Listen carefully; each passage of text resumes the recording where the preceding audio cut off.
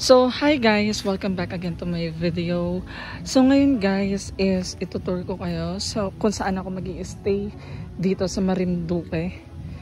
So, ito yung kubo. Actually, tent talaga yung kung saan ako pwedeng matulog. Kaya nga lang is mag-isa lang ako na solo joiner.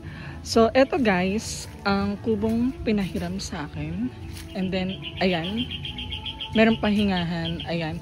And then, ito yung mga saksakan niya kung saan kayo pwede mag-charge. Ang disadvantage lang dito guys, medyo mahina ang signal, walang internet. Pag pumunta ako doon sa may island, medyo malakas ang signal natin. And then, ito yung pintuan guys. Ito yung pintuan. And then, meron siyang electric fan. Tapos, may switch siya. Ito yung ilaw sa loob. Ito yung sa taas. Tapos, ayun saksakan. Yan, may saksakan siya sa loob.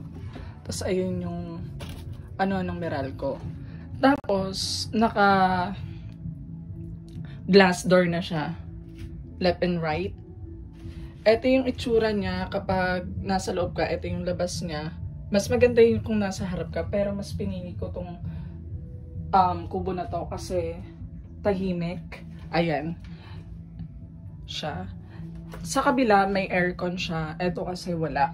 Pero mas gusto ko to. And then, ito yung bed niya. May una na rin siyang 1, 2, 3, 4. Tapos sa taas, meron din siya. Akyat tayo. So, sa taas, meron din siyang higaan.